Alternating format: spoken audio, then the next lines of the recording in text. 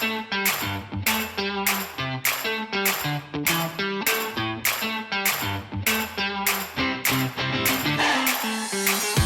and welcome to the SportsGrad podcast, your bite-sized guide to enter the sports industry. And joining me, as per usual, is the star of the SportsGrad podcast, Ruben Williams. How are you, mate? G'day, Ryan, my fellow star of the SportsGrad podcast. I'm doing fantastic, mate. Winter is well and truly upon us, and we're talking about cricket, so life is good. It is very exciting. It is winter, and we're both wearing some nice little sweaters here. I do like your, what do we call it, a three-quarter zip? A half zip, I think. Half zip, yeah, It's very nice, very nice. Talking about cricket in winter, which is unusual, but very exciting episode today, which I'm super keen for.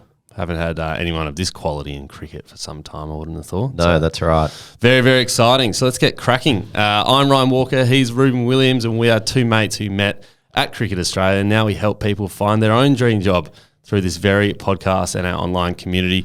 If you want to follow us, head over to our LinkedIn, or even better, if you want to connect with us and hundreds of others working in sport, jump into the SportsGrad community. And a quick shout out to one of our favourite SportsGrad community members, Saloni Pradhan, has just landed a full-time job at Cricket Australia, our beloved birthplace of our full-time careers. The factory. The factory. Saloni has found a full-time job there as a customer support officer, which is fantastic for her. Her dream when she came over to Australia from India for the first time was to end up working at Cricket Australia. And she's been able to do that and make it happen to full-time capacity, which is absolutely amazing. So, Saloni, we are stoked for you.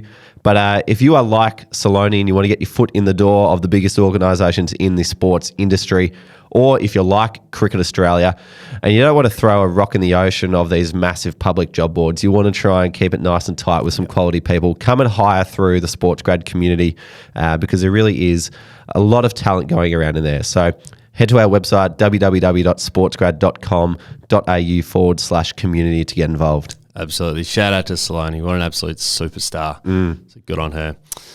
Rubes, Deakin has been a massive supporter of SportsGrad since day one. So if you're currently studying or you've just finished studying, having a postgrad qualification in sports management on your resume can give you a huge leg up over other potential candidates applying for that same role. If you want to jump in and basically pump up your resume and get specialised knowledge in sports behaviour, law, marketing, above other things, there's everything at Deakin University. So check out their Master of Business in Sports Management. It's not one of, but the best one in Australia, ranked at number 1. So add a postgrad to your resume, and that's our tip for the episode. Brilliant tip. Now, Ryan, our guest today is Blair Crouch. You mentioned that it's been a while since we've had some high quality talent from cricket. Blair is the general manager of the Melbourne Stars, the biggest team in the BBL. And so Blair's history is fascinating. He started off in a marketing degree before starting his career at HSV, which stands for Holden Special Vehicles, before moving on to Carlton United Breweries in a marketing role, continuing that marketing theme at Gemba, then moved on to head of partnerships at the AFL. Like what a role that would have been. Yeah. He spent some time at MKTG and then transferred all that marketing experience into this general manager role at the Melbourne Stars. So he's had to learn a few things on the job once he's got there, which you'll hear about when we get to it. But a few things to look forward to. Number one, Blair's pathway is absolutely fascinating. You know, his role is the equivalent to Jerry Krause's role at the Chicago Bulls during the 90s. For those who have seen The Last Dance, Jerry Krause plays a big role in cementing what players Michael Jordan has around him. Yep. That is the best way to describe Blair Crouch's role, I would have thought. So tune in to hear about how he's got to this position. Yeah, and following on from that, just what goes into the Melbourne Stars approach to the BBL Draft, which you'll see very, very soon. I believe it might even be tomorrow or yesterday, I'm not quite sure. But it is an amazing event. So just hearing all the prep that goes into that, and they've done a bit of content around that as well. Super, super cool. And they've never had a draft before, so very new experience for these guys too, which is awesome to hear about.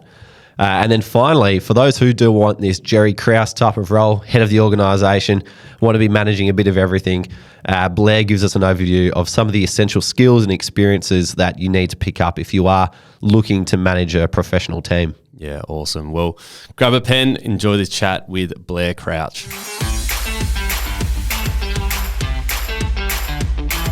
Blair, welcome to the SportsGrad podcast. Thanks for having me. Appreciate it. Blair, when you started your career and you kind of exited uni and started setting your sights on where you would go, did you ever think you'd end up being the general manager of a professional sporting team? In some respects, no. But I always did have ambition, which I think is probably, obviously helped me along my career. But maybe I'll explain and go back a step and sort of give you a sense for the environment that I was in back then.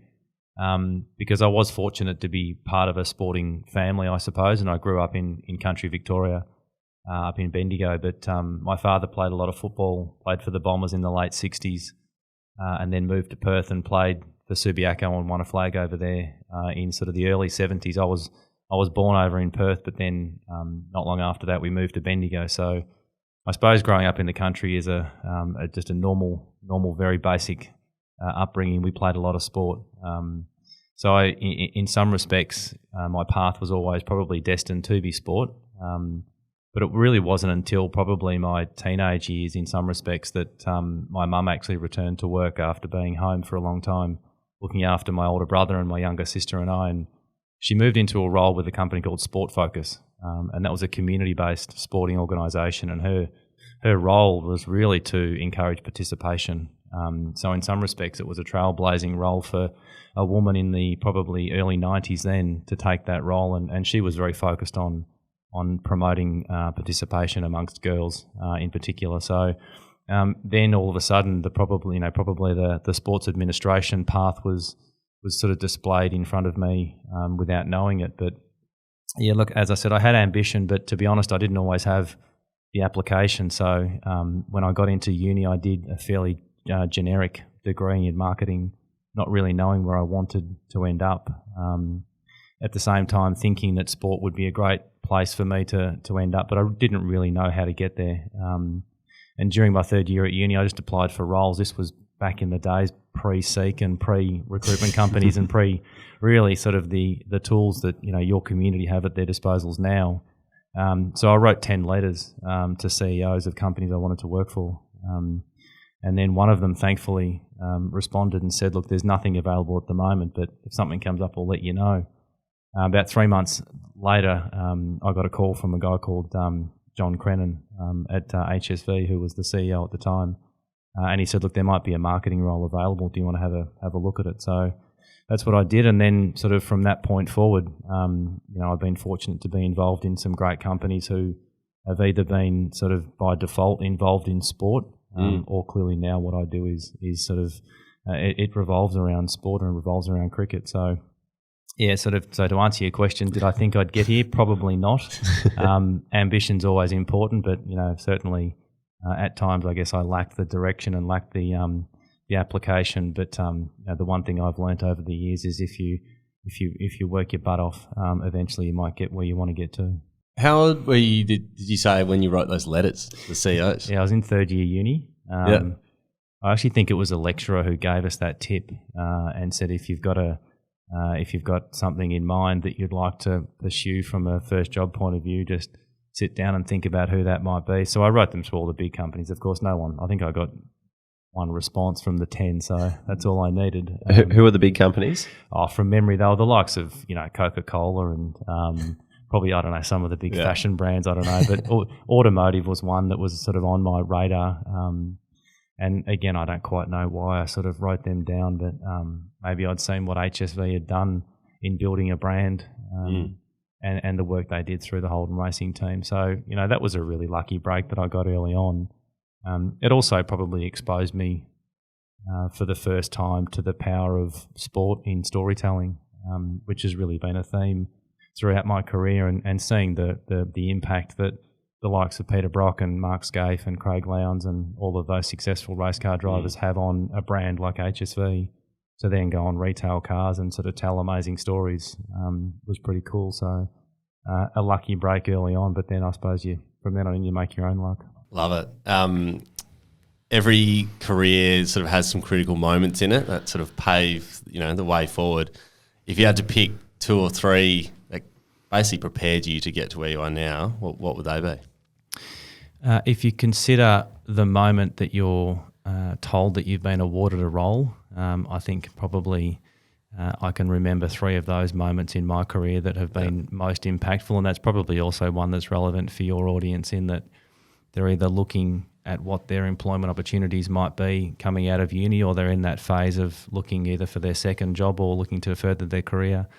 And even if you've been approached about a role, which a couple of times I've been in that situation, you're still full of anxiety and sort of nerves, as to whether you'll get the role or not, because every time you go through a process, you've got your heart set on getting that role. So 3 moments that I think have been really very impactful in my career would be the first time that I was told that I was successful with a role at Gemba. So that was in about 2007. And Gemba was one of the first, I think, sports marketing organisations that really, helped the industry. And it was set up by 3 amazing individuals, and I got to spend 5 years learning from the likes of Ben Krause. And obviously Krause's gone on to do some amazing things with Mojo Crow in the last sort of few years, the work he's done with athletes. And he was the one that really taught me the power of storytelling, which he was very good at helping our clients understand. Rob Mills was the other founding partner, and he was, a brilliant strategic marketer. Interestingly, he was ex-Adidas and Crowe was ex-Nike, so they came from very opposite sides of the fence, but the best of the best coming together. Exactly, which also created some healthy tension. Their thinking was very different, their approaches were very different, but ultimately their desire to help the sports industry was the same, and so they did an amazing job with that. And the third founding partner who I got to work closely with was James Hird, an incredible individual who I learnt a lot from. His ability to open doors in Melbourne was sort of unparalleled, and I think I really learnt the power of relationships from James. So that was one moment that really exposed me to the sports industry, and again, a bit of a lucky break. But through that time, I then got exposed to the AFL.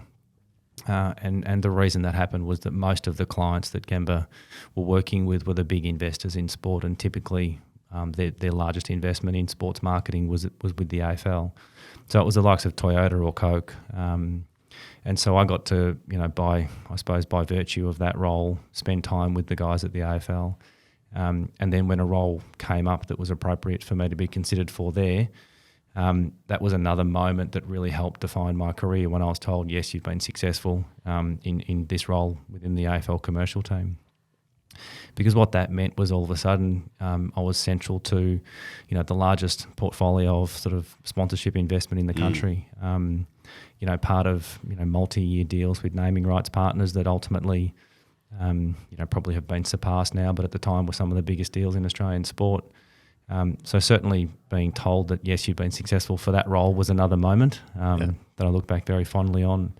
And the third, probably more relevant to now, was when I was told by Nick Cummins, who, is the Cricket Victoria CEO, that you've been successful with the Stars role. I didn't have a background in cricket.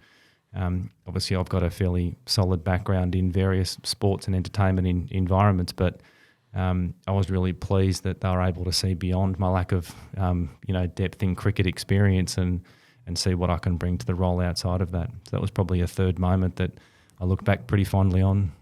And each one of them would fill you with so much confidence along the way, just been knowing that you are good enough to step into this role. And even the people that you got to work under at Gemba is incredible. For those people who don't know much about those names, James Hird's obviously an AFL superstar, and Ben Krause is was Ash Barty's mental coach, would you say? Absolutely. Yeah. Yeah, look, I think from what I can tell, the role that Krause played with Ash is really helped, I don't know if it's redefined, but certainly defined her mental approach to the role that she plays within sport. And you see how relaxed and how authentic she is in the public light. I think it was very different to the way athletes typically present themselves. And Ben was very, very big on that, and always was very big on that. Just this level of authenticity, with athletes in particular. And he really, he learnt that, I'm sure, with the amount of time he spent at Nike in dealing with the biggest athletes in the world.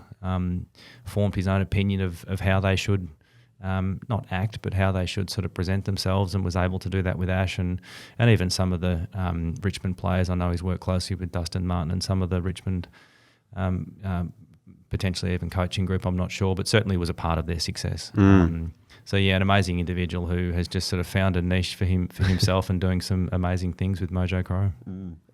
Can you recall one specific bit of advice or comment that he made to you that's stuck with you?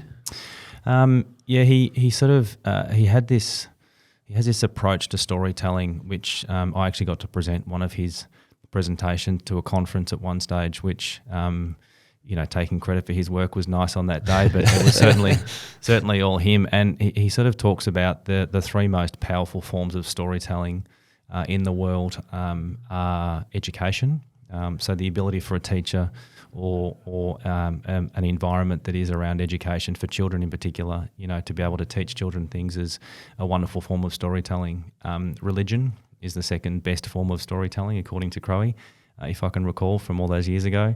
But he always said the best form of storytelling was sport, and that notion of heroes and villains, winners and losers, consequences. We see even overnight with Meg Lanning and the Australian girls winning the first ever Commonwealth Com Games gold medal. That's a wonderful piece of storytelling.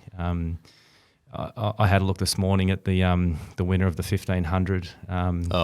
How good. Ollie Hoare. Ollie Hoare, the first winner of that medal since I think Herb Elliott. What a wonderful story that is. And again, it's just, the Com Games, the Olympic Games, the World Cup, the BBL, any professional sporting environment, even, community sporting environments are the best environments to tell amazing stories. So, I think that's certainly one thing that Ben has been able to do very well. Beautiful. Well, we've been talking about Ben and his potential to do a podcast. We might have to ask for an introduction after this. His office is across the road, as I'm sure you would know. He's a very busy man. Yeah. But maybe we'll have to have a chat to Blair offline. We'll get on the wait list. Yeah, on the wait list. Yeah. He's got to wait. There's a few guests lined up. So. I meant for us. We're waiting. Awesome. Let's talk about your role now. Now, when the documentary about Michael Jordan and the Chicago Bulls came out, the role of Jerry Krause and general manager became very well publicised. Mm-hmm. Is that what your role looks like? Good question. I'm a little bit different to Jerry, I think. Look, wasn't that, but again, storytelling, what a great example of telling the story of the Chicago Bulls during an incredibly successful period, but just the stories behind the stories and the layers of personalities and complexities. And I think my role, in comparison to that, is certainly much simpler, which is probably good. But my role is certainly, I think for your audience to explain, responsible for all of the things that you would expect, a GM to be. So, from a club point of view, whether it be, our marketing objectives, so whether it be traditional forms of marketing right through to our social and digital, our content, there is obviously the event presentation, so the work that we do at the MCG or the Junction Oval or the way we put on events is ultimately sort of, I suppose, under my responsibility. We are very well resourced by the Cricket Victoria team, so we do have a shared services model. There is a digital and social team that operate within CV that we work with. There's finance, there's people and culture, all of the things that you would expect. So, my role, I suppose the breadth of my role is something that I most enjoy. And the thing that I'm learning very quickly, and I'm learning from others who are experts in this space, is the list management. So that's probably one thing that is different to my role than some other BBL GMs. And ultimately, the list for the Stars for both WBBL and BBL sits under my responsibility. So I work very closely with our coaching group on that. In fact, we had another hour-and-a-half session with David Hussey, Clint Mackay and Ben Rohrer last week in preparation for the BBL Overseas Draft. So for the first time this year, there'll be a draft where we compete with all the other clubs in who we select. Players have to nominate for the draft. They nominate at a level, gold, silver, bronze, and that determines their salary. And then on the 28th of August at the Fox Studios, we'll all be sitting around tables calling out the players that we draft. So there's a lot that goes into that. There's probably a month's worth of analysis and looking at player statistics and looking at conditions of the MCG versus the away games that we'll play and trying to find the secret herbs and spices, I formula. guess, to sort of basically recruit the players that we think are going to make us most successful, which is really exciting, and that's a part of my job that I love. Yeah. When you're trying to think about an upcoming draft, what are some of the first steps that you take to get ready for it? It comes down to pretty basically player needs. So if you look at our list at the moment, you can see there's particular skill sets that we need. And you look at, for example, last year we brought in Joe Clark, an English player, keeper bat, because at that stage we didn't have a local keeper. So, that drives part of your strategy. We had some injury concerns last year with some of our fast bowlers. So bringing in Harris Ralph and Andre Russell really filled a need from a player requirement point of view. So really that's the strategy that we'll go into with this year again, is you're very clear on what's the skill set that you have to go and find. From there, you then look at all the players who sort of fit that bill. From there, you look at the number of games they'll be available and the contract that will be associated with them, because you've got to fit it under your cap. And that's sort of the fun stuff as well, is trying to work out just bang for buck. And Nick Cummins, who I mentioned before, has been very good in the role prior to me, finding some real hidden gems. Found Harris Ralph as a sort of an unknown player out of Pakistan when he was at the Hurricanes, and Harris has now gone on to be one of the best fast bowlers in the world. So, looking at data and using statistics to try and understand who might be the most appropriate is the way we go about it. And what about when plan A fails and your player gets pinched before you get a chance? How do you prepare for that? Yeah, we've got scenario plans for that. So Full whiteboard? Yeah, exactly. Yeah, in fact, we are filming a Road to the Draft little mini series that we've filmed the first 2 episodes already, and we've got a third one being filmed. I think a week after next, and then we'll film one on draft night. So you'll have your own Last Dance series to come out. Yeah, I'm not quite sure it's that big, but similar formula. But is that even just for the Stars? Yep. Yeah. Yeah. Not so a whole that's BBL. No, so that's an initiative of our media and comms manager Andrew Mays, who's a fantastic operator and thinks really creatively about these things. So we saw the first cut of episode 1 on Friday. It goes for about 4.5 minutes, and is literally just myself and the 3 coaches in the room. Yeah. Going through our strategy, so agreeing on sort of principles, agreeing on the things that are non-negotiables going into that. We're now at the point where we've got a sense for who's in the pool. There's about 240 players, I think, that have nominated for the overseas draft, either gold, silver or bronze level. And we're now looking at those, and we've got plan A, plan B, plan C. I mean, we're fortunate that in the lottery for the draft we got pick 2. So because we finished outside the finals last year, we were either going to get pick 1, pick 2 or pick 3. So the Renegades were fortunate to get pick 1. We got pick 2. So it means you can plan your strategy relatively safely, knowing that you've got certain players in the pool that only one other club can take ahead of you for rounds 1 and 2. And then by the time we get to rounds 3 and 4, it will literally be, we just look at our scenario planning and we hope that one of the players that we wanted are still available. It'll be good fun. Yeah, no, it sounds awesome. It genuinely sounds awesome. We're looking forward to it. I'm interested to hear sort of how you were able to learn sort of that list management side of things when you do have that sort of marketing commercial background. So I'd imagine it wouldn't come completely natural. I think we can all have an opinion on, we should pick up this person and this person, but it would be an art at the same time. So I'm sure you would have lent on a few people to learn all that. Yeah, absolutely. And I think that's the key. You got to be a good listener. You got to ask the right questions. And that's what I've done a lot. I was appointed to the role in an interim capacity back in sort of April, May last year. So I had sort of a fairly sort of steady or a list that was pretty much locked away at that stage. So it wasn't really until this year where I've had the chance to either recontract players or look at perhaps other players that might better suit our needs. But that also extends right through to the coaching group and the off-field group as well. So making sure we've got the best group available, to let the players do what they do, and that's, play the best cricket in the world. So I've asked a lot of questions. I've spent a lot of time with Nick Cummins, who, as I said, is very, very good at this. He's been doing it for a number of years. He's previously been GM of the Thunder. He ran cricket in Tassie as a CEO down there for a few years. So intimate knowledge of the formula. So I have spent a lot of time listening and learning from him. And then having the likes of David Hussey available as our head coach, and Clint Mackay and Ben Rohr I mentioned before.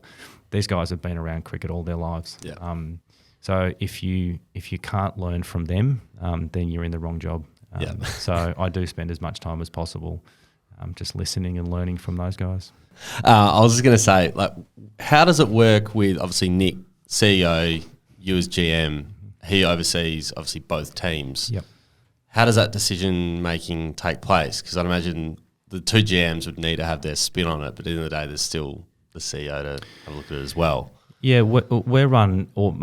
I've got autonomy over the club to sort of make decisions on behalf of the Stars. Now, ultimately, there will be times where Nick will be consulted on things that might relate to an investment we're making into a community program, or the direction we're taking with particular things like a coaching reappointment.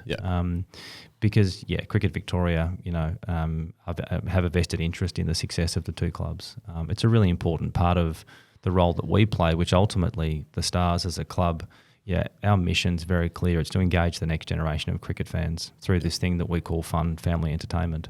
And that's what the BBL was first set up to be, and that's what it continues to be. So ultimately, James Rosengarten, who's the GM of the Renegades, and I have autonomy over the decisions we make. But we have a board, Cricket Victoria, where we report into and we share information with. And Nick's very good in that he'll give us, all the freedom that we need to sort of do our job. Yeah, nice. Is there a bit of rivalry there, or do you guys get along okay? We're frenemies. We do naturally work closely together off the field, but in all seriousness, once it's on, there is genuine competition. And I'm sure he would say the same. I can think of nothing better than beating the Renegades this year when we play them on the G, and then the reverse derby at Marvel. And naturally, there's a lot of interaction amongst our players. A lot of them are Victorian. Maxie and Finchy are good mates. But once it's on the field of play, a little bit like how you see in the AFL, a lot of the guys are friends. But once you get over that white line, it's on. It does interest me because there's not too many other places around the world where you'd see two clubs like living under the same roof and under the same banner of Cricket Victoria.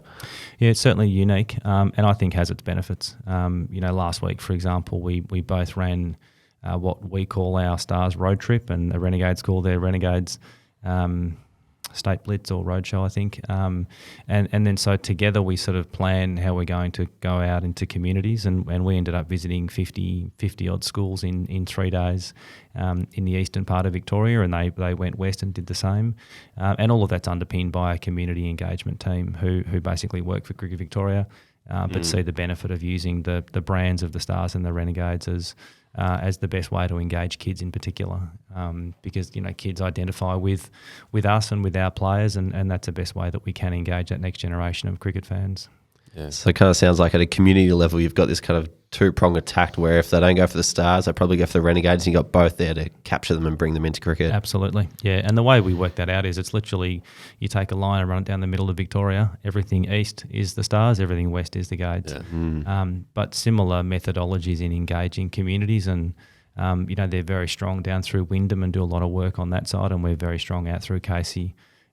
We host our family day at the City of Casey, and we do a lot of activity out through there. And we were down in Moe last Friday planting trees for tree day. So there's lots of stuff that we do that we consult each other on.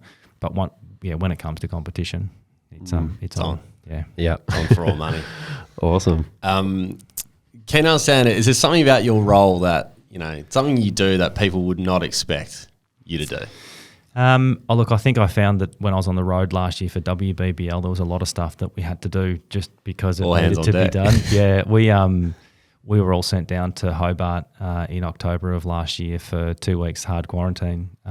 This is back when that was a real thing. It's amazing how quickly the world moves on, and I see even Talia McGrath was positive with COVID yesterday but still played in the Com Games final. So she wasn't allowed to celebrate. Yeah, something like get a wicket and she'd just stand off and be like, yes. Well, that's what we had for all of W and all of BBL. Sorry, because WBBL was run in Tassie and Adelaide, who were both then sort of inverted commas what they called green states. So back then there was no COVID active in those states, which is why we went down there to play.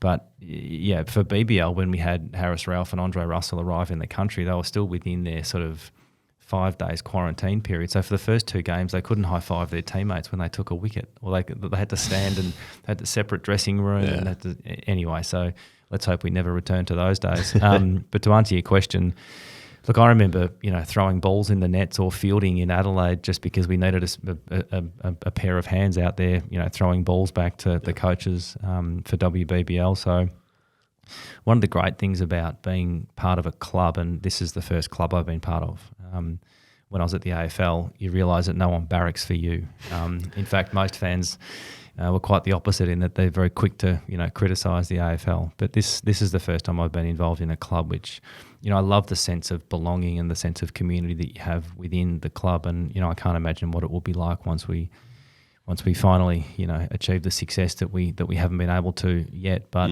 the reason that's important and relevant to your question is everybody just gets involved and does what they need to do. So whether it be, carrying signage half around the MCG on game day to get things set up, or literally, throwing balls back to a coach so they can throw it down to Meg to smack back in the outfield and me go and chase and throw back. Just anything, I think as a GM you get involved in particular at times where you've got, limited resources on the road. There's probably no other specifics I can think of. But do you enjoy that? Like, is that? Oh, I love it. Yeah, I mean, hands on. Like we spoke about Jerry Krause before. Like he's probably not throwing balls to MJ. Like being actively involved in what's happening. Yep. Yeah, I do. I love cool. it. Yeah, I do. And I think that's also what builds passion. For what you're doing is. Not that you necessarily go into those environments thinking, how can I get involved in everything? But if there is a need, and as I said, I think Jerry knows they were pretty challenging times down in Tassie. We took a group away on the 27th of September, and we didn't return home until the 28th of November or something. So it was a long time away. And we had a really young group. We had 2 of our players who were 17, 1 who was 18.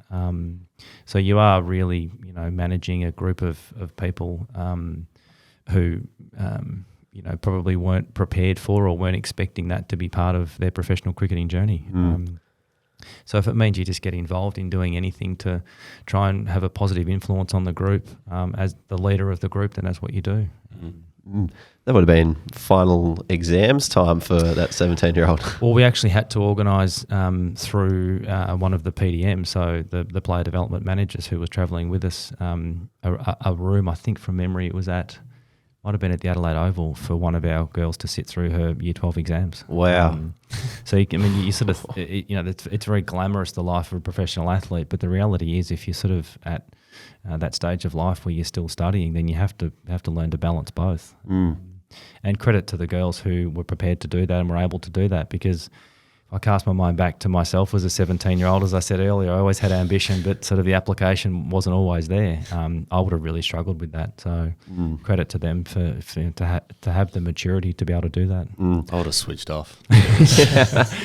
I'm at the Stars now. I'm good. Well, you're away from home. You're getting paid to play cricket as an athlete. You've got freedoms that your friends don't have. We're in Adelaide. You've got freedom to go shopping or whatever. You've got stuff to do, whereas those back in Victoria were still pretty much in lockdown and at school studying. So credit to those girls. And I can confirm, when you're in a team, catching the balls and throwing them back is one of the best parts. So I was a team liaison officer for the New Zealand women's team when the World Cup came to town. Great. And the highlight of that was standing in the outfield at Karen Rolton whilst Sophie Devine just belted 6 after 6, and you're just standing there having catching practice. Good fun, isn't it? Rolling them back. Yeah, it also gives you an appreciation for the fact that these are the best athletes in the world.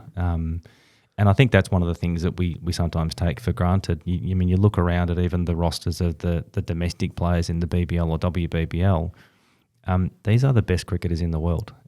So to be, able to be out there on the field of play with them, and not that that's why you go into a role in sport, but it is a nice byproduct of the fact that you're out there. And whether you're working in badminton or AFL or darts or cricket, if you're working with the best of the best, that is a real privilege.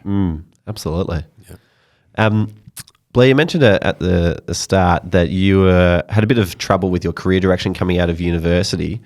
For those who are struggling with the same sort of questions, what sort of skills would you recommend these people start to begin learning? I think the most important thing that I've learned, which I think others can learn, is relationship building. So one thing that I've learnt over the years is the ability to, find people who you can learn from and continue to go back to them to develop yourself is really important. So for your community, I think if you think that the ability for people to connect with others through things like LinkedIn is so easy these days. I love it when people reach out to me and just say, hey, look, I'm studying this, or I'm thinking of doing this, or I'd love to just grab 5 minutes of your time to learn, a little bit more about your career.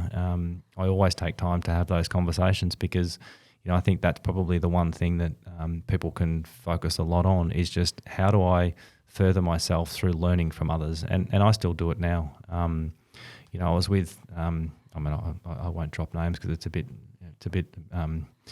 probably unnecessary, but I still reach out to people who I admire within the industry, whether they be CEOs of professional sporting teams or other categories, and I just say to them, look, if you got half an hour for a coffee, because you'll learn something. And even if you just put yourself at the centre of their thinking for a short amount of time, you never know where that's going to potentially help you down the track.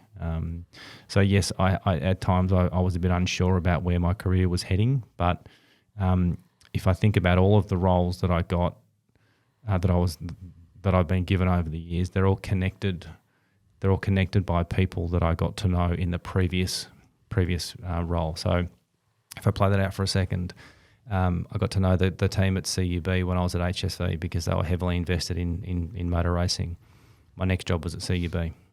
At CUB, I got to know the team at Gemba because they'd done some work for CUB. My next job was at Gemba. Gemba to the AFL, the same connection because I got to know people at the AFL. AFL to Moonee Valley was a little bit different, but there were still people who knew people within the AFL industry who were on the board there, and so forth. So I think that ability to, either you create the relationship by reaching out to someone and trying to make a connection, or when you're in that environment, you look to foster those relationships for not your own benefit, but I think to further yourself, I think is a really important point, which I've been able to do over my career. It's a great example of how, like, once you're in, and it becomes a lot easier to leverage that and go to whatever you're trying to achieve. I think as well, what you said around, if you catch up with someone, you'll learn something. Yeah, absolutely. Doesn't mean you have to learn 50 things. Yep. You'll walk away with something that you didn't have when you were walking in.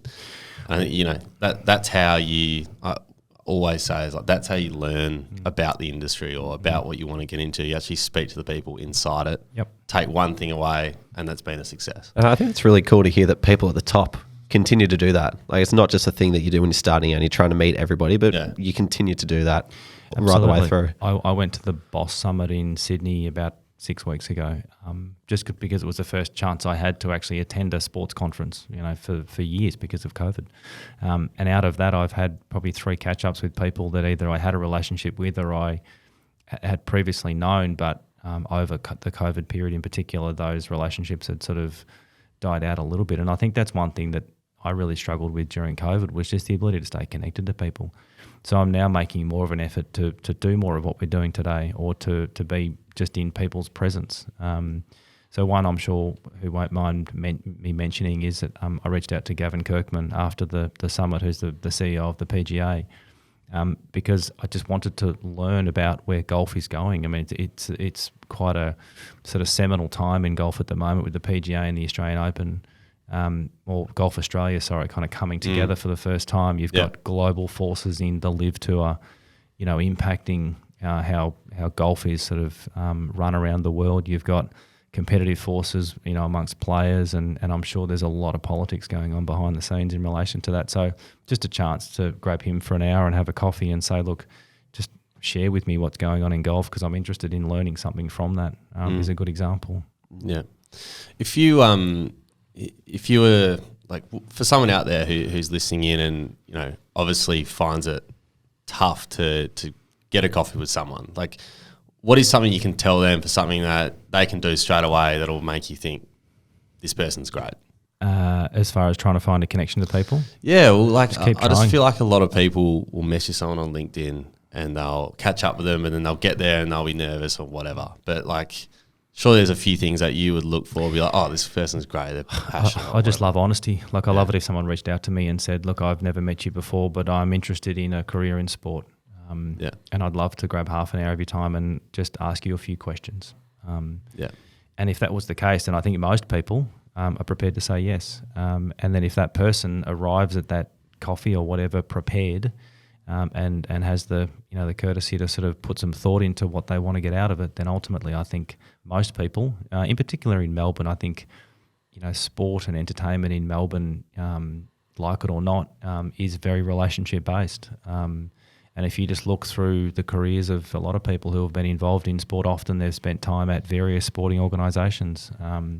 I bumped into Sam Bingley the other day, who's now at North Melbourne, and he's been around the entertainment industry through radio. He's been involved in cricket. He's been involved in lots of different things. But he's another good example of someone who's just sort of built a reputation within sport. And I'm sure he, like me and like others, if someone reached out and said, look, I just would really appreciate 30 minutes of your time, then I think most people will be prepared to give it. I think the point that you mentioned around if someone's prepared, it makes a huge difference. Like, what for you, who's caught up with a lot of different people wanting various different things, what's the feeling that you walk away with when you meet someone who's prepared versus when they're not prepared? Oh, it's far more favourable. And I've been through interview processes with people who are unprepared for interviews, and they just lose me in the first 5 or 6 minutes, to be honest, because you can just tell if someone's actually taken the time to research what they're doing. And simple things like, if you send a letter as part of an application, then, make sure it's accurate. Make sure you don't have simple things like grammatical errors and spelling errors. And I know I sound a bit old school like that, but you just lose people straight away. I had one recently where they hadn't changed the name of the company that, when they'd applied. So it was, we're hearing a lot of these lately. Dear so-and-so, I'm excited about the opportunity with the Essendon Footy Club. It's like, okay, wrong letter. At least take the time to review it. And so, look, and maybe I'm a bit old-fashioned like that, but ultimately preparation for something like an interview or a coffee with someone or a presentation. You can see here I've got notes written down here today because there's probably things that I want to remind myself if I get the chance to say, because I don't want to turn up here and waste your time and be unprepared. That's not the right thing by you or by your audience. So that's just perhaps part of my DNA, but something that people can learn. Yeah. Well, I think it reflects on how people would perform in the job as well. Absolutely. If you're not preparing for an interview, how can you expect that person to prepare in their everyday job? Yeah, spot on. I also it's about not wasting the person's time. Like, you've gone and got a coffee with someone, the least you can do is make that worthwhile for them as well as you. So, exactly. I want to ask you how do you handle criticism? So I don't know about you, Ruse, but, I've all the talk around the media and stuff around BBL in the last few weeks has been, they need to go through private ownership and they need to do this to the league. They've got, we had Usman Khawaja the other day come out and say, we need it to be privately owned, like all these kind of things. And, whether that's right or wrong, I'm not sure, but I'm interested to hear, how do you handle criticism of the league when, internally you'd be like, this is fantastic, our club is fantastic, the league is strong. Yeah. How do you handle that pressure from an external point of view? I guess it doesn't really trouble me in that often the criticism is inaccurate in some respects. And I think in relation to the BBL in particular, the BBL got off to a flyer, as a product. So if you consider it's only 10 years old, so the first number of years of the BBL, and then probably around BBL 05, 06, it was absolutely flying.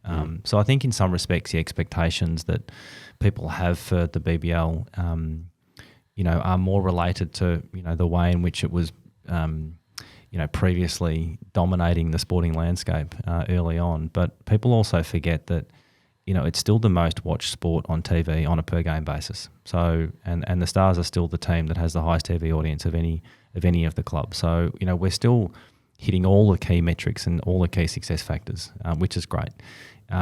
we still have the best players in the world playing for us, but often they're Australian. But there's also a little bit of misunderstanding around the likes of Warner and Cummins, and they're two ones that often get mentioned. Dave Warner's played 3 games of BBL in his career. So it's not as though he's been, a mainstay for the Thunder or the Sixers or another club all the way through. He's played 3 games previously, and I think, he'll play this year, which is great. And I think it's important that we try and get the best players available to play. So I think in a lot of respects, the criticism doesn't feel like it's labelled necessarily at the club. I do feel for the BBL team headed by Alistair Dobson, who I think do a great job in running, what is the preeminent T20 tournament in the world outside of the IPL. And that's a fact. I mean, we have massive crowds still attending, and we hope that this year we're through all the COVID stuff and, we can have big crowds back at the MCG. And in relation to the privatisation, it's good that we're talking about different ways to drive revenue to continue to grow the league. But my concern around privatisation is there's perhaps things that are important to us as a club or us as a league that might not be necessarily important to private owners. And I referenced before our Stars road trip where we visited 50 schools over 3 days throughout Victoria week before last. That's something that's really important to us. Might that be important to private, a group who owns us as a private equity play? Potentially not. So I think that's the thing that would be concern for me, is just moving away from the importance of the BBL, which is to sort of engage the next generation of fans through a lot of the community stuff that we do. Whether that would be relevant for a private equity group to continue investing in. I think if nothing else, it shows that a lot of people care, which is a real positive. Absolutely. And the draft, I think, has been a good example of that. We were talking about, so the draft was sort of announced back in May, which obviously is, right in the middle of footy season, sort of May, June, July. We had David Hussey on radio for one day, doing multiple interviews around the overseas draft in early June. And the fact that we were talking about the BBL in a really positive way in June and July has been fantastic.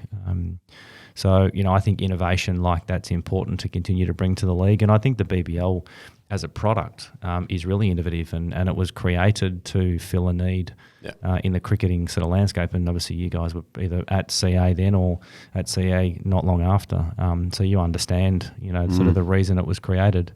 It's about fun family entertainment. It's about creating something which is really engaging for that audience over summer, which I think we do a really good job of still. We're looking forward to this year, and as I said, getting back to some normality.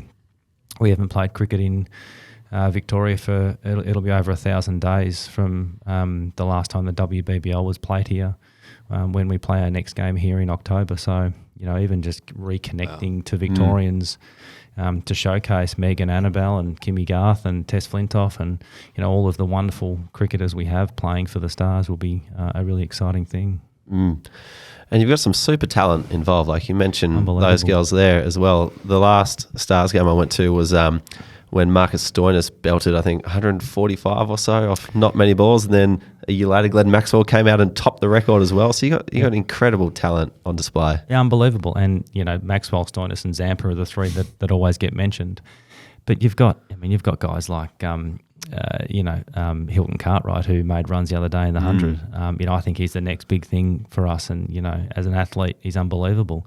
You've got up and coming bowlers like Brodie Couch, who had a real breakout season last year. We've just re-signed Brodie for 2 years.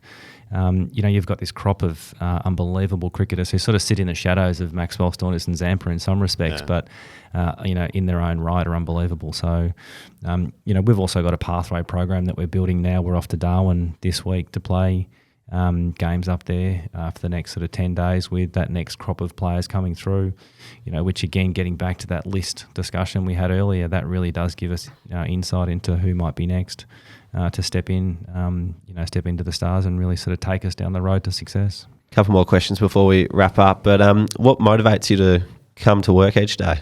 Look, to genuinely make a difference in what we do with promoting the game of cricket in Victoria, which I think is something that I very quickly learnt that we're an important part of. And whilst we've got this fantastic team of, the sort of the community cricket managers through CV who are out there in schools and in communities, I think the power of the brand of the Stars and the Renegades is important in that. If you look at then, realistically, we haven't won a title. We've probably been the highest profile club since the BBL was started back in all those years ago now, a decade ago now, and we haven't won a title. So that for me is a motivating factor. That doesn't dominate all of the discussions we have around what we do on field, but ultimately, I want to be part of the team that gives success to those who have come before me and see Meg holding a trophy and see Glenn holding a trophy because they deserve it. Love it. Finally, Blair, if you could leave a note for a uni student out there on a table, what would it say? As I said before, I wasn't a great student, so it might say get out of the library and go and have some fun. Look, realistically, I think it would be never stop learning. And I think that extends right through to, what I do now is sort of, trying to continue to further yourself and learn from others. Because ultimately, life is a journey that presents you with lots of opportunities to learn. So I think my note to a student would be, never stop learning. Love it. Awesome. Well, we might wrap it up there, but thank you for coming in. It's been awesome. Great hearing your journey to get to where you are, but also some of those little things about GM of the Melbourne Stars that you wouldn't know. So it's been awesome to hear about that, and good luck in the draft. Thank you. August 28, make sure you're watching. Yeah, well, if you're preparing for this podcast, I can't imagine what sort of preparation has gone into the draft. Yes. We'll take you through that after we get through the draft. Yeah. But no, thank you. Thanks for coming in. Pleasure. Thanks, guys. Good luck. Wowee, Rubes, what an episode. That was actually awesome, just hearing the background as to what a general manager of the Melbourne Stars does. It was super, super cool. Lots of takeaways. Oh, heaps to take away. I just love these guys. He's got touch points with every single part of the organisation. So a fascinating role. And I love how motivated he is to get that first BBL title for the Melbourne Stars too. But a couple of things I'm taking away from Blair. Number one is you don't have to know everything. You can learn a lot from the people around you. He mentioned how much time he spent with some of the coaching staff and the high-performance staff when he got to the Melbourne Stars to learn the ins and outs of cricket, because he doesn't have a cricket background. Yeah. But has been brought in to be the head of a cricket team. So it doesn't make sense, on paper. Yeah.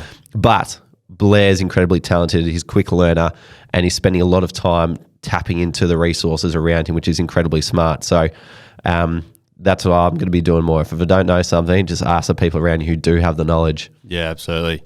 My takeaway is just tune into this BBL draft. It's on Fox Cricket. How Blair described, the preparation that goes into that and whatnot. It's the first of its kind in cricket. I've never seen a cricket draft. It's going to be super cool. So tune into that and just see what does it look like? Who's at the table? It's pretty complex stuff. So the last we've heard of some kind of draft was in Binook's episode. Yep. Not sure if you know the number. 144. 144. That's in an AFL setting. So this is even more interesting because it's cricket, there's less players, it's probably a lot of strategy going into it because it is kind of like one season. So tune in, have a look. It's going to be interesting. Absolutely. Actually, it might be 142. I think Fleur McIntyre is 144. Equally good episode. So. Yeah. And then finally, I think the last thing to take away from Blair is just continue to build good relationships, not with people outside in the world, but also the people at work too. As you heard Blair describe, each of his jobs came from knowing someone that he worked with at his previous job. Yeah. So if you can build strong relationships, be known for doing good work, then you can leverage that into your next opportunity, which Blair managed to do on 3 or 4 occasions. Yeah. No, it's unreal how he described that, wasn't it? Just went this on this one, and I knew it was someone at each one of them. So network effects right there. Exactly. Fantastic. That was a really good episode. What are some other apps people can take a look at if they're interested in cricket or, just general manager or whatever it might be, something related? Yep. Well, if you want to hear about being the general manager of a team, listen to Christy Collier-Hill, she is episode 106. She's now the head of the WNBL, but at the time she was the head of the Deakin Melbourne Boomers. Yep. So she talks about managing a team. We mentioned Binnock, 142, list management at the Adelaide Crows. He's fascinating as well.